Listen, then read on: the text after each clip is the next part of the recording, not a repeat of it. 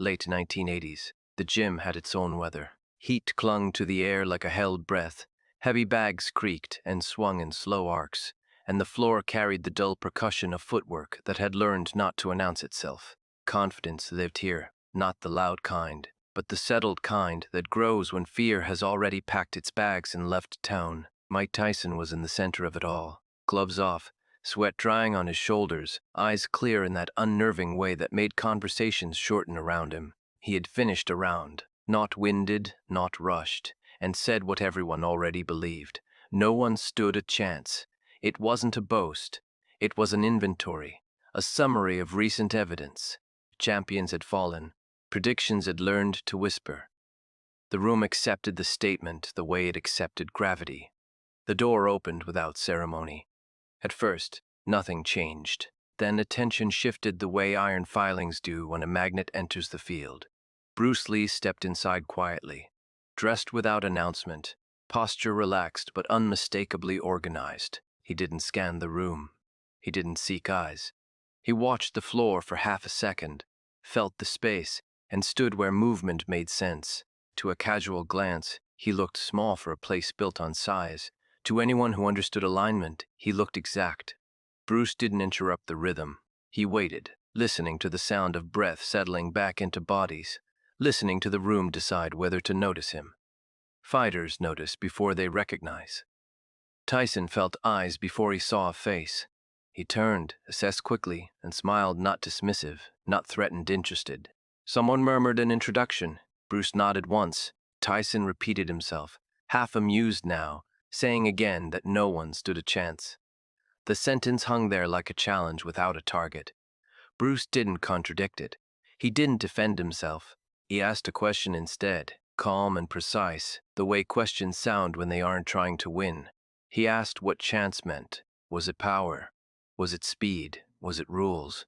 Tyson shrugged. He said it meant what it meant in a ring. Bruce smiled slightly, not mocking, not indulgent. He said the ring answers one set of questions beautifully, and he meant it. He said it doesn't answer all of them. The room leaned in, not tense, attentive. Tyson tilted his head. He asked which questions Bruce thought were missing. Timing, Bruce said. Distance, intention. He said those decide outcomes before power arrives. Tyson laughed once, sharp and brief, the sound of someone recognizing play but not danger. He said 5 seconds was all he ever needed. Bruce nodded. He said 5 seconds was plenty. They didn't square up. There was no stance to admire, no circle to read. Bruce asked Tyson to throw one punch, any punch, full speed, but controlled. Tyson agreed easily. Curiosity had replaced certainty now, and curiosity is dangerous because it lowers the guard without lowering the edge. Tyson rolled his shoulders once and committed. Bruce wasn't there. That absence landed first. Tyson's punch cut through air that had just decided to be elsewhere, and before the weight of his movement could settle into the floor, Bruce had stepped inside the line, not into power, but into the space Tyson had just abandoned. Bruce didn't strike. He touched, briefly, precisely, the kind of contact that interrupts balance without announcing itself as violence. Tyson recovered instantly. He always did, but something had shifted. Bruce stepped back. No one spoke. Tyson didn't look embarrassed. He looked thoughtful. That was new. He asked Bruce to do it again. Bruce shook his head and said once was enough to show the principle. Tyson smiled, that predator's smile that arrives when pride realizes it might learn something. He insisted. Bruce agreed. This time Tyson threw faster, sharper, the punch that had erased champions, the one that made commentators forget their notes. The room tensed. Bruce moved earlier, not quicker, and again was no longer where Tyson expected him to be. The interruption came sooner, cleaner, a removal of option rather than a test of durability. Tyson froze mid-adjustment, not trapped, but aware. He understood something had just happened that didn't fit his model. 5 seconds passed. Tyson fell silent, not angry, not dismissed. Silent in the way intelligent fighters get when a new variable enters the equation. Bruce spoke softly then, careful not to confuse clarity with conquest. He said he wasn't saying Tyson would lose a boxing match. He said the opposite. In that domain, with those rules, Tyson was devastating. Bruce said strength expressed honestly inside its domain is beautiful. But domains matter. Assuming one domain answers all questions creates blind spots. Tyson listened. He asked Bruce if he thought he could beat him. Bruce shook his head and said that wasn't the point. He said fighting isn't about winning arguments with your body. It's about understanding where you are strong and where you are exposed. Tyson nodded slowly. He had learned that language from Kuz D'Amato, learned it in different words. The gym exhaled. What stunned everyone wasn't that Tyson had been stopped. He hadn't been. What stunned them was that certainty had been interrupted without confrontation. Bruce hadn't tried to dominate him. He had clarified something. Clarification is harder to dismiss than defeat. Tyson later said almost nothing about the encounter. He didn't need to. The silence was the statement. Those who saw it never described it as Bruce Lee beating Mike Tyson. They described it as Mike Tyson listening. Bruce left the gym the same way he entered it, quietly. No victory claimed, no lesson announced. He didn't need to. The room had already learned something important. Power is absolute only inside its assumptions, and mastery listens as much as it strikes. But the story didn't end when the door closed. The silence stayed.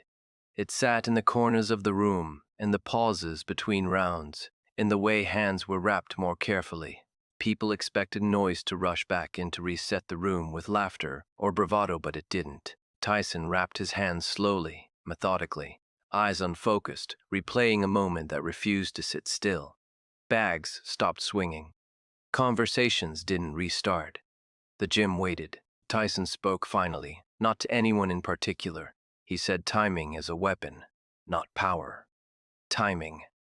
A few people nodded, relieved that words had returned, but the tone had changed. Certainty had thinned into curiosity, and curiosity can cut deeper than fear. Those who knew Tyson recognized the look. Not confusion, recalibration. He had grown up learning that fear could be harnessed, that chaos could be shaped, that violence had geometry. What Bruce had shown him without striking, without boasting, was that geometry exists before contact, before muscles fire, before decisions announce themselves. Tyson respected that immediately because he had lived it in the ring, even if he hadn't named it that way. Someone asked what Bruce had done. Tyson didn't answer directly. He said Bruce didn't move faster, he moved earlier. That distinction landed harder than any punch. Earlier meant awareness, earlier meant patience, earlier meant seeing commitment before it became momentum. Tyson had made a career out of exploding into openings. Bruce had shown him how openings are born. Later that night, long after the gym emptied, Tyson stayed. He shadowboxed in front of a mirror, not throwing combinations, but starting and stopping, feeling where intention leaked into motion. He slowed everything down until it felt uncomfortable. Discomfort was familiar territory. It was the edge he'd learned to live on. Growth begins where certainty ends. What Bruce had offered again, without spectacle, was a reminder of domains. The ring is a kingdom with laws. Step outside it, and those laws don't vanish, but they stop ruling alone. Tyson understood domains. Kuz had taught him to respect context. Training is not fighting. Fighting is not living. Living is not training. Bruce's lesson fit that lineage. The story spread quietly at first, not as a victory or a loss, but as a moment when a champion listened. Some embellished it later, as stories do. 5 seconds became a minute. A touch became a strike. Silence became surrender. Those versions missed the point. The truth didn't need volume. If you asked Bruce what happened, he would have shrugged. He would have said a question was asked and answered briefly. Bruce never chased the idea of being the greatest. He chased clarity. And clarity, when it appears, quiets rooms. Tyson carried that clarity into his own thinking, not as doubt, but as expansion. He spoke later carefully about how assumptions can harden into blind spots, how dominance in one arena doesn't erase vulnerability in another. People misread that as humility forced by age. It wasn't. It was intelligence, recognizing a fuller map. The gym returned to its rhythm the next day. Bags swung again. Voices rose. Confidence returned as it always does. but for a few people who were there, the room never sounded the same. They had heard a different frequency one, where power bowed, briefly, to timing. 5 seconds didn't humble a champion. They widened the frame he was fighting inside. And that is why the silence mattered. Not because someone was beaten, but because something was understood. In a world that confuses volume with truth, understanding often arrives quietly and leaves a mark loud enough to change how you move forever. The silence that followed did not fade the way noise does. It reorganized itself. It learned the room's habits, waited for the right pauses, and returned whenever certainty tried to speak too loudly. Mike Tyson felt it first during roadwork the next morning, when his breath settled earlier than usual and his feet found rhythm without being asked. He noticed the extra half beat before movement, the space where intention usually leapt straight into action, and for the first time in years, he didn't rush to close it. He let it exist. That half beat was the gift. Tyson had been taught to compress time, to deny opponents the luxury of thinking. D'Amato had drilled that into him with monastic intensity. Fear is a signal, not a stop sign. Aggression is a tool, not a confession. Tyson's genius had been his ability to enter that signal and shape it. What the encounter with Bruce Lee added without contradicting a single lesson he already knew was a deeper map of where the signal originates. Not in the fists, not in the shoulders. In the decision that precedes movement, Tyson began to see fights backward. Instead of asking how to finish exchanges, he asked how they begin. He noticed the micro-commitments, weight shifting to the front foot, a breath caught, a shoulder's intention to rotate. These were things he had always exploited instinctively. Now he saw them consciously. Consciousness didn't slow him, it sharpened him. He started timing his entries not at the flash of motion, but at the surrender of balance that came just before it. It felt like stealing a second that no one knew they'd offered. This wasn't humility, it was expansion. In sparring, partners complained that Tyson felt different, not gentler, stranger. He wasn't throwing fewer punches. He was throwing them from places that made no sense until they landed. He wasn't chasing heads, he was removing exits. When asked what changed, Tyson shrugged. He said he was listening earlier. The phrase stuck. Listening earlier didn't mean hesitating. It meant acknowledging that information arrives before impact if you stop drowning it out with noise. Tyson realized that power, for all its glory, is a late answer. The early answer's distance, angle, timing decide whether power ever needs to speak. Bruce had shown him that without contest, without humiliation, by stepping into the gap where certainty assumed there was none. That insight didn't stay in the gym. It followed Tyson into interviews, where he began speaking less about inevitability and more about preparation. Reporters mistook this for softness. They were wrong. Tyson's ferocity was intact. What changed was the silence behind it, the quiet that made violence precise rather than loud. Precision terrifies more than volume, because it suggests control that isn't trying to convince anyone. Meanwhile, Bruce's influence continued its familiar pattern, indirect, quiet, cumulative. He didn't return to the gym to check his work. He didn't follow up. He trusted the principle to do what principles do when they land in fertile ground. He believed that if an idea is true, it survives without protection. If it needs defending, it isn't ready. Bruce had long argued that strength is contextual. He said a knife is supreme in the kitchen, useless in a courtroom, and dangerous everywhere else if you forget where you are. Boxing, to him, was a kingdom of extraordinary refinement, a language perfected to solve a narrow set of problems with unmatched efficiency. Outside that kingdom, the language still speaks, but it doesn't command. Tyson understood this instantly, because he had always respected rules. He simply hadn't interrogated their borders. The idea of domains began to reshape conversations around them. In other gyms, trainers repeated the story poorly, turning it into a tale of dominance rather than discernment. Bruce would have hated that. He believed the most dangerous misunderstanding is thinking someone won when what actually happened was learning. Winning invites repetition. Learning invites evolution. Only one of those survives contact with time. Tyson evolved. He began drilling exits as seriously as entries, learning to leave angles before counters could mature. He practiced breaking contact cleanly, an odd discipline for a boxer known for finishing, and found that doing so preserved his ability to re-enter on his terms. The idea wasn't to run, it was to choose when the exchange continued. Control, he discovered, often means deciding when not to press. The more Tyson practiced this, the more he appreciated Bruce's restraint in that first exchange. Bruce hadn't taken what was offered because taking it would have closed the lesson. By stopping at understanding, he kept the door open. Tyson walked through it. People around Tyson felt the change without knowing its source.